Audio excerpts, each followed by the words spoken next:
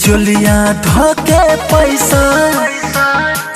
धोके पैसा मांगे लागल टीटी रे भौजी। चोलिया धोके पैसा मांगे लागल टीटी रे भौजी।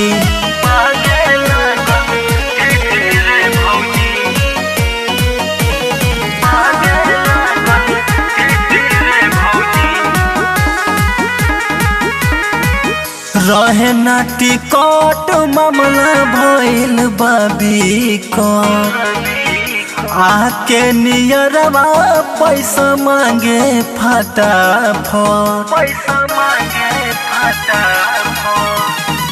रहे ना टिकट मामला भइल बाबी को आके नियरवा पैसा मांगे फटाफट। ऐसे निमन रहे मऊ भेट रे भौजी।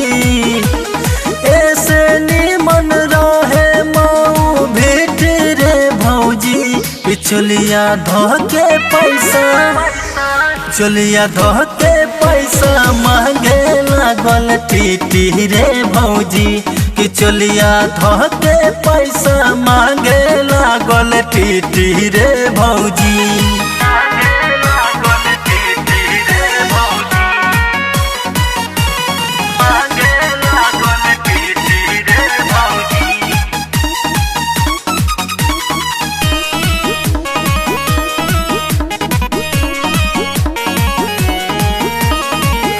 रहे ना आधार तो उधार लेके दिहानी।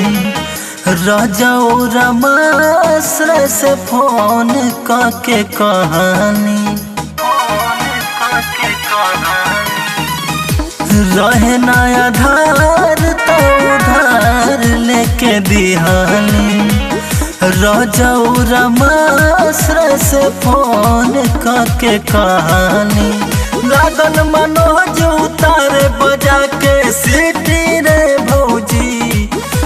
लागल उतारे मनोज बजा के सीटी रे भौजी।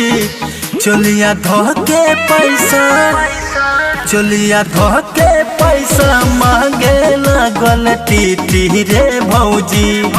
चोलिया धोके पैसा मांगे लागल टीटी रे भौजी।